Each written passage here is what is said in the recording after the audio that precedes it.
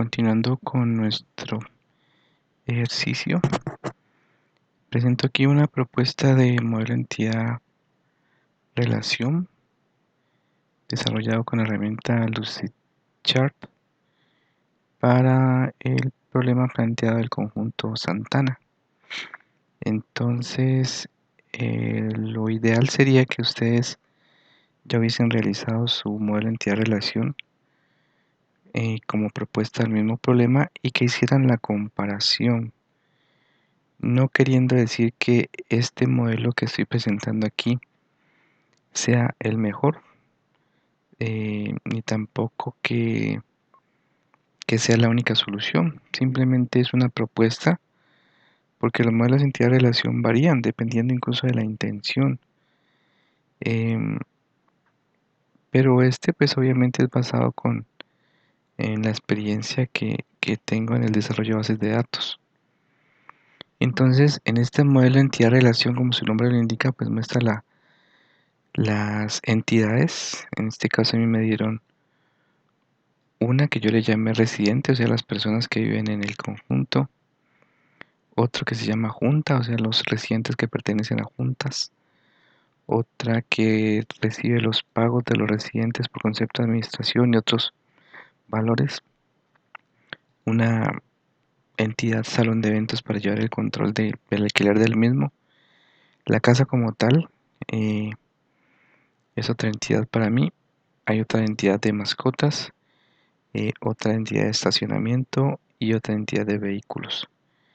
Creo que es esa. Entonces, vuelvo y le repito le reitero, ¿no? No quiere decir si a usted le dieron más o menos entidades, quiere decir que está mal o bien, ¿no? Eso ya el tiempo lo dirá, cuál es más eficiente que con respecto al uso de esta aplicación. Por lo pronto les explico aquí la intención de este modelo que les presento como base. Entonces, se llama modelo de entidad relación pues porque presenta las entidades y la relación que existe, ¿no? Entonces los cuadrados son las entidades y los rombitos en rojo son la relación que existe entre ellos, por ejemplo. Entonces, y mostrando también la cardinalidad. Y en cuanto a las cardinalidades, pues eso hay que trabajarlo también muy despacio porque suele presentarse para equivocaciones o malas interpretaciones. Lo que sí es claro es que las relaciones permitidas entre entidades deben ser del tipo uno a muchos, ¿de acuerdo? Uno a muchos es permitida. Las demás, las que son muchos a muchos y uno a uno no son permitidas, ¿de acuerdo? Entonces, ya cuando nosotros nos tengamos la sesión, les hago el ejercicio del por qué no es permitida una de muchos a muchos. En este caso, esta ya cumple con unos grados de normalización. Les recomiendo leerlo acerca de la normalización. Hay varios grados de normalización y cada grado va pidiendo unas cosas importantes, ¿no? Entonces, esta base de datos ya va en cierto grado normalizada, aquí como la tengo. Bueno, entonces tenemos que la relación existente entre junta y residente es que el residente puede pertenecer a una junta, ¿cierto? Entonces, la relación entre residente y casa es que el residente habita la casa. La relación entre residente y el vehículo es que el residente tiene un vehículo o tiene varios vehículos, ¿cierto? O puede tener varios vehículos. La casa comparte estacionamientos con todos los visitantes de las diferentes casas, ¿no? Entonces, la relación entre casa y mascotas es que en una casa hay mascotas. Una o muchas, ¿no? Muchas mascotitas. En la relación entre el residente y los pagos es que el residente realiza pagos. Y entre el residente y el salón de eventos es que el residente puede separar los eventos. Y entre el residente y el vehículo es que el residente puede tener varios vehículos. Observen la sintaxis. Esa marquita acá significa que es de uno a muchos, ¿cierto? Entonces casi todas están ya definidas como de uno a muchos. La interpretación, pues que un residente puede realizar muchos pagos y que un único pago puede ser realizado solamente por un residente, ¿no? O sea que muchos pagos pueden haber sido realizados por un solo cliente, ¿no? Em, entonces, esta es la propuesta que les tengo aquí. Una cosa importante es que dentro de la normalización se pide que no hayan datos redundantes, que, que siempre exista una clave primaria. Entonces, recuerden, las claves primarias son aquellas que uno puede identificar eh, de una forma única a algún registro en una entidad. Entonces, por ejemplo, aquí uno puede llegar a la discusión de cuál sería el elemento que identifica de manera única al residente, ¿no? Entonces muchos pueden decir que el número de identificación o el número de cédula, y eso es posible. Pero les cuento que yo, por experiencia, por ejemplo, eh, para no complicarme, si yo digo que residente es el nombre de la entidad, inmediatamente por defecto defino ID de residente como la clave principal. Y entonces usted se explicará, preguntará por qué. Y es que el, el ID de residente, por ejemplo, cuando se escribe el primero, entonces sería el número 1 y de residente 1. Yo ya sé que con el número 1 identifico al residente. Si yo le hubiese colocado que su cédula o su número de identificación es la clave principal, eh, estaría bien también. El problema radica en la base de datos. Usted para guardar el número 1 necesita menos espacio que para guardar eh, un número de cédula que de las de ahora son eh, de billones, ¿no? O sea, necesita más espacio para guardar un número de cédula que para guardar unos dígitos. Y eso se va a conservar esa relación durante mucho tiempo porque recuerden, por ejemplo, las cédulas antiguas de hombres son de 76.312.000. O sea, al menos hasta 76 millones de registros, el ID residente guardado como un número va a ser más pequeño que el número de la cédula, que tiene varios dígitos. Y otra cosa, ¿no? O sea, que cuando uno hace consultas, pues obviamente el tamaño del registro eh, implica en la velocidad de reacción de la base de datos, porque los números son mucho más grandes, los registros son más grandes. Y claro que esto no estamos hablando nosotros de que usted lo va a notar y que se va a demorar 4 o 5 segundos más, no, estamos hablando de millonésimas de segundo. Lo que pasa es que para bases de datos que son compartidas como la que vamos a hacer nosotros, es decir, que podamos acceder por web a ellas, entonces es importante que los datos que viajan que sean mucho más livianos, ¿no? Es decir, es más fácil que usted diga el ID residente 1 a decir el residente 76.320.415. ¿De acuerdo? Espero que haya quedado claro. Entonces, en resumen, si usted tiene una entidad, yo le sugiero por defecto que su clave principal sea tipo entero, autoincremental, siempre, por favor, eso cuando lo vamos a crear, autoincremental, llave primaria, siempre, y que sea como se llama la misma entidad. Entonces, residente. Y de residente, esta es su llave principal.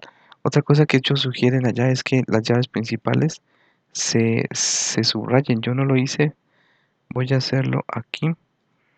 em, para, para que lo tenga en cuenta, ¿no? Lo voy a ir haciendo por acá, entonces esto, esta sería la llave principal, pero esto no me subrayó. A ver, ahí ya me subrayó. Entonces, la otra sintaxis, ¿no? En la entidad, la llave principal va subrayadita. Entonces, por ejemplo, acá en pagos debe haber un ID de pago, ¿no? No está definido. ID residente, no, ID tipo pago, no. Este, por ejemplo, aquí me faltaría eh, definir cuál es la llave principal de esta, ¿no? Entonces, así, acorde a lo que hablamos, entonces lo ideal es que, como ella se llama pagos, esta se llame ID pagos y va a ser nuestra llave principal. Eso es lo sugerido. Pues para no ponernos en discusiones ni, ni en verificar si ese es el que en verdad representa a, a la entidad o nada. Entonces simplemente la llave principal de la entidad es un atributo que se llame ID, nombre de la entidad. Y así evitamos cualquier lío con esto. Vale, entonces así, por ejemplo, salón de eventos, pues debe tener una entidad que se llame, perdón, un atributo que se llame ID salón de eventos. Y ese va a ser mi llave principal. Para no ID, voy a colocarle aquí ID salón eventos. Esa es otra cosa, ¿no? Los nombres y atributos los nombres de los atributos se sugiere que sea siempre eh, pegadito, que esto no tenga espacio ni tilde, porque eso a la hora de crear las entidades eso suele molestar.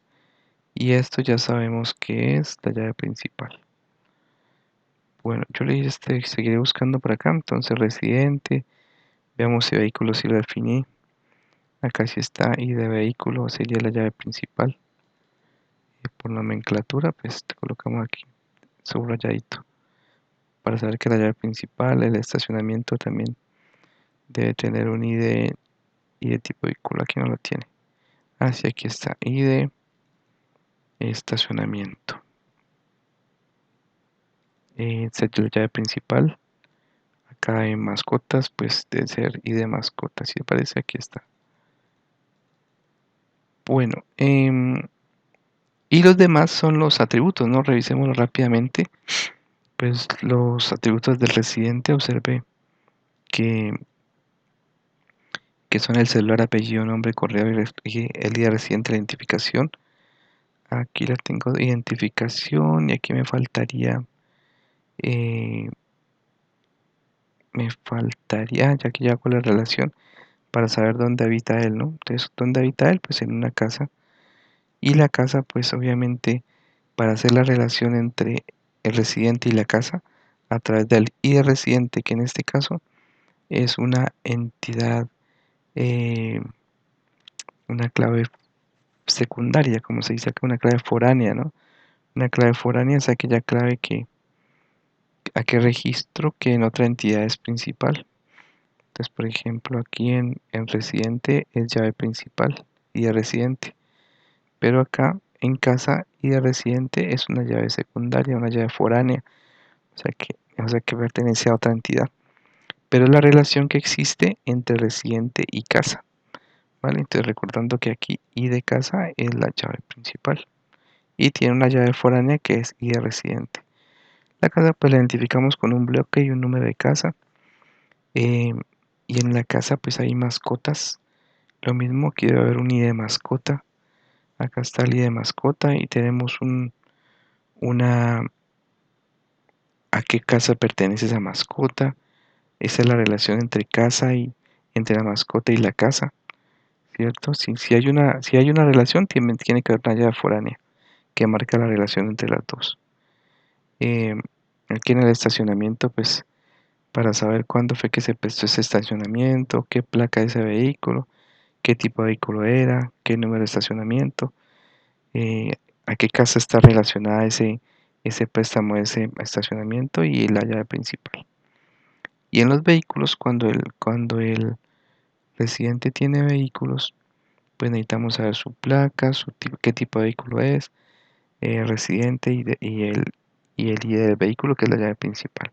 Aquí, por ejemplo, cuando tenemos un ID vehículo, es porque debe haber otra entidad que sea y de tipos de vehículo. Solo que aquí no la coloqué porque no es relevante, pero en el modelo relacional sí debería ir, ¿no? Por acá creo que hay otro también de tipos de mascota, ¿no? Acá y de tipo mascotas. Aquí debe haber una tabla que nos muestre cuáles son los tipos de mascotas que hay. La tendencia cuando uno está aprendiendo estos modelos de entidad-relación es que a veces suele confundir los atributos con con los datos, ¿no? O sea, no, a veces colocamos, por ejemplo, aquí en mascotas colocamos aquí perro, gato, caballo, loro, es decir, como si esos fueran atributos. En realidad no, esos son, en general, todas esas cosas que le acabo de mostrar, el I de tipo mascota serían estos acá. Uno para gatos, dos para perro, pero ya sería como un registro, ¿no? Como una entrada ya. Eh, Suele confundirse, pero eso es normal. Entonces, yo les voy a copiar esta base de datos para que ustedes la comparen. Se las comparto por acá. Esto tiene una opción de compartirla. Les voy a dar el enlace para que ustedes la puedan revisar y puedan comparar. Entonces, como le digo, no es camisa de fuerza, es la que vamos a utilizar nosotros, sí. Yo quedo atento a sus comentarios para saber qué le quitamos, qué le ponemos, qué no entendió, en qué no está de acuerdo, cómo la podemos mejorar, eh, para que usted construya la base de datos del problema que va a desarrollar alterno a este ejercicio que estamos aplicando. Entonces quedo atento a sus inquietudes. Gracias.